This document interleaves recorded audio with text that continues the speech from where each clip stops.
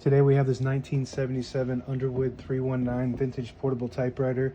I'm going to show you how to use the functions and make sure they all work. Made in Spain.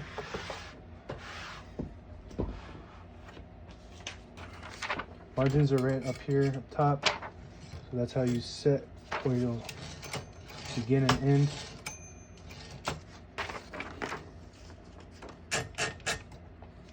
So a paper bail that sits flat on the paper.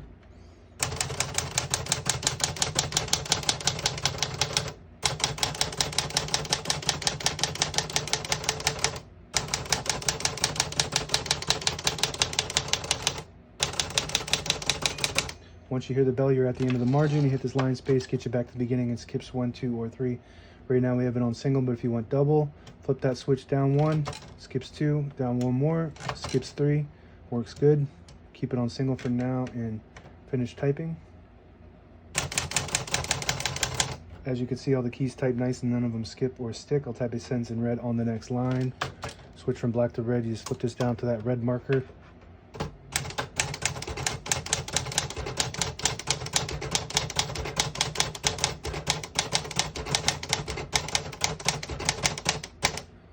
Very nice typing machine. It's very smooth. This is a more modern machine.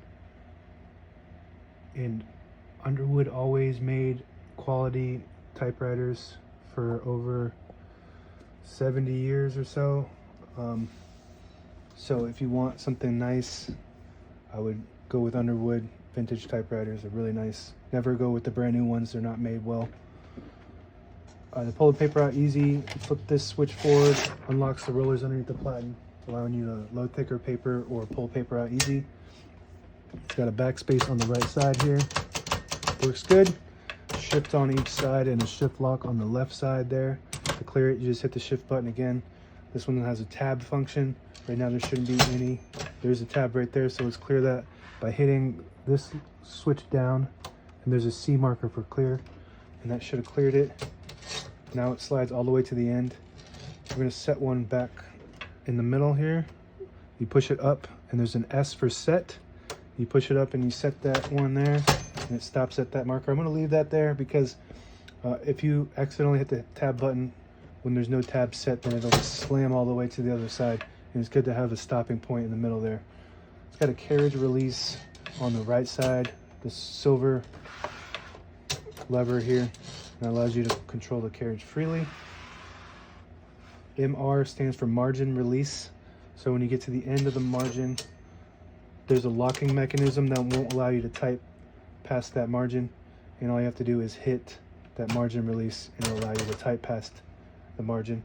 We're going to flip this color selector back up to blue, which is hitting the top portion of the ribbon, which is actually black. Open the hood. You got your spools. And to change the ribbon direction, right now we have a brand new ribbon loaded on the left, so it's pulling to the right in a clockwise direction. To switch that, there's a fork here that holds the ribbon. All you have to do is switch that to the right, and it'll start pulling to the left in a counterclockwise position. As you can see, it's doing that, but we're going to switch it back to pull clockwise to the right. That works good. And that's about it. Now available on eBay or Etsy. Search Brooksaw Antiques.